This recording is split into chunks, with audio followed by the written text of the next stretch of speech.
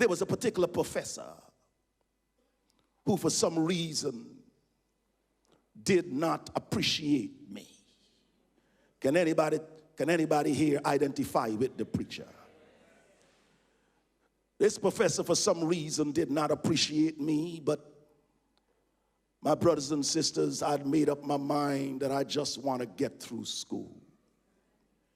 And I remember doing the homiletics class, my final homiletics class with that professor. He said the class must preach extemporaneous sermons. My brothers and sisters, I began preaching from since the age of 9. And so extemporaneous sermons would not have been a difficult task. I stood up in the class and preached the extemporaneous sermon. The professor did not even comment on the message.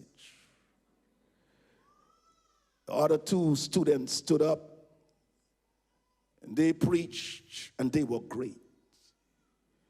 My brothers and sisters, the professor announced, these 2 are the only ones that preached extemporaneous sermons today. One of the students who preached jumped up and said, can't be, Professor. Dr. McKenzie, Pastor McKenzie David then, he preached an extemporaneous sermon.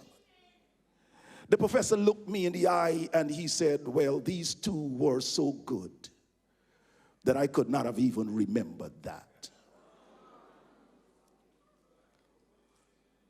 My brothers and sisters, he gave me a bad grade.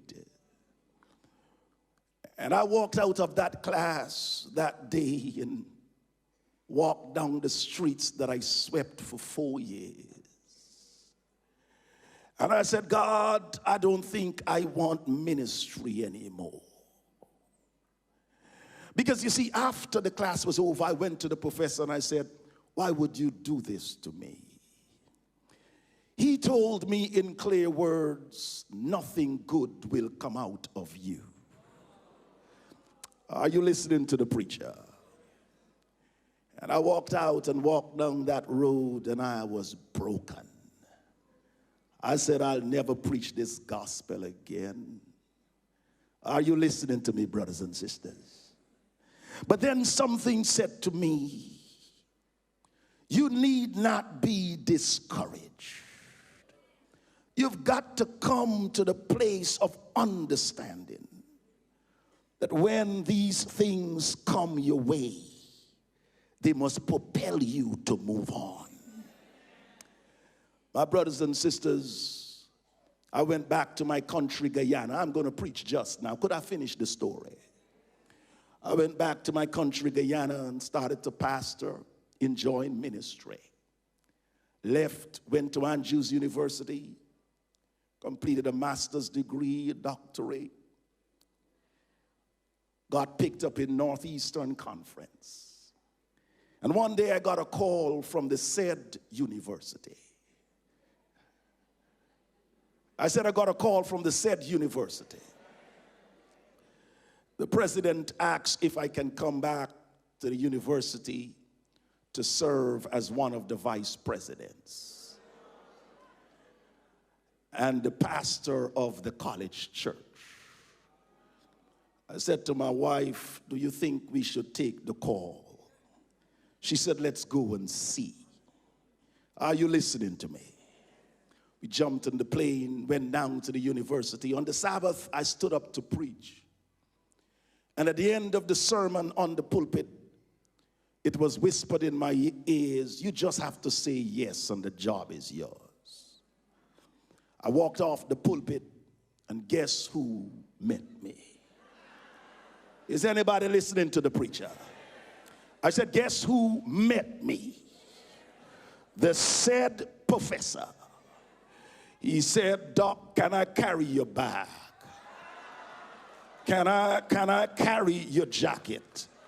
You can't walk with this jacket around. Let me just hold it for you. I stopped by here today to tell somebody, you need not be discouraged on this Christian path. You got to keep your eyes on your prize, and the Lord will make your enemies your footstool. I want to tell somebody the time has come for you to encourage yourself. Encourage yourself in the Lord.